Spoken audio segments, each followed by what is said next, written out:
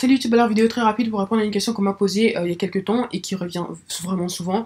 Comment savoir quel langage informatique apprendre? C'est une question qu'on se pose souvent quand on est débutant surtout, et même après en fait, on sait jamais quel langage apprendre. Et donc je vais vous donner en fait mon astuce qui fonctionne pour moi et en laquelle je crois. Et je vais aussi mettre des liens dans la description vers des vidéos d'autres personnes qui donnent d'autres conseils.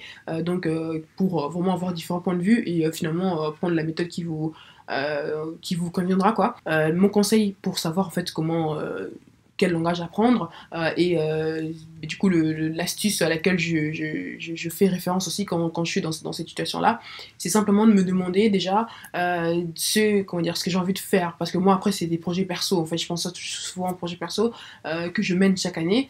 Cette année par exemple j'ai envie de faire un générateur de motifs donc en ligne ou pas d'ailleurs, ou peut-être que c'est une application, peut-être que c'est un logiciel, je sais pas encore. Et donc par rapport à ça, je me dis, attends, j'ai envie de faire ça, genre un générateur de motifs. Du coup, je m'intéresse en fait à toutes les technologies qui existent, déjà les générateurs qui existent déjà, et comment ils sont faits, quelles technologies ont été utilisées. Mais après, au sens plus large, quand je me suis commencé à m'intéresser au code, en fait, je me suis juste dit dans quel domaine est-ce que j'ai envie de travailler, enfin, genre quel genre d'outils j'ai envie de créer déjà. Est-ce que c'est des sites web que vous avez envie de faire? Est-ce que c'est des applications mobiles? Est-ce que c'est des logiciels?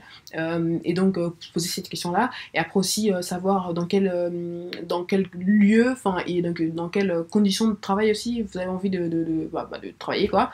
C'est-à-dire, est-ce que vous avez envie d'être freelance? Est-ce que vous avez peut-être envie d'être en entreprise, dans une start-up, une PME? Voilà, c'est différent, c'est pas les mêmes dynamiques et tout. Et c'est comment dire, des formes d'entreprise qui n'utilisent pas en fait les mêmes technologies non plus. Et donc, vous posez cette question si par exemple vous voulez faire du développement web, genre sur CMS, genre WordPress, en étant freelance.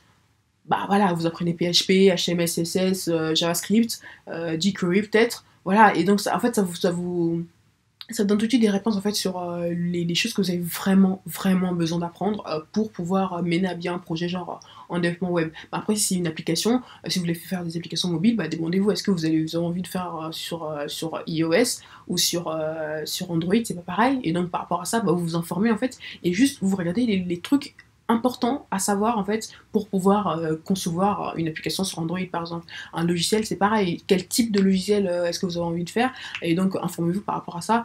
Le truc c'est juste d'avoir une idée en fait assez précise de ce qu'on a envie de faire comme outil en fait, et de voir en fait les différentes les technologies qui vont nous permettre en fait de concevoir cet outil là. Donc l'idée c'est pas du tout d'être en mode ouais langage informatique, je vais apprendre Python parce que c'est Python, je vais apprendre Ruby parce que c'est Ruby quoi, tu vois. Non, c'est vraiment de dire qu'est-ce que j'ai envie de faire avec ça, et ne pas oublier que les langages informatiques c'est comme dans tout, c'est comme les couverts quand vous mangez, c'est juste un truc, quand on dit des outils en fait, c'est votre boîte à outils juste bah, pour, euh, pour concevoir d'autres choses quoi. Et donc les langages informatiques c'est pas une fin en soi, ok, c'est pas une fin en soi. À tout sens, à terme vous allez toujours finir par apprendre beaucoup de choses en fait, et apprendre beaucoup de langages, à maîtriser beaucoup de choses, mais faites ça de manière ordonnée, ok.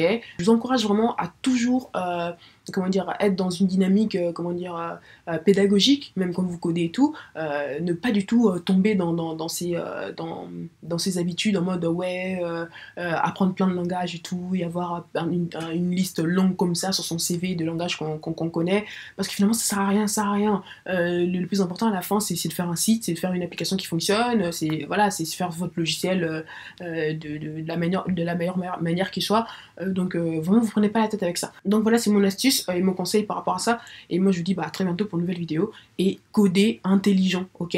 Codez intelligent. Ne faites pas du code bête et mécanique, ça sert à rien.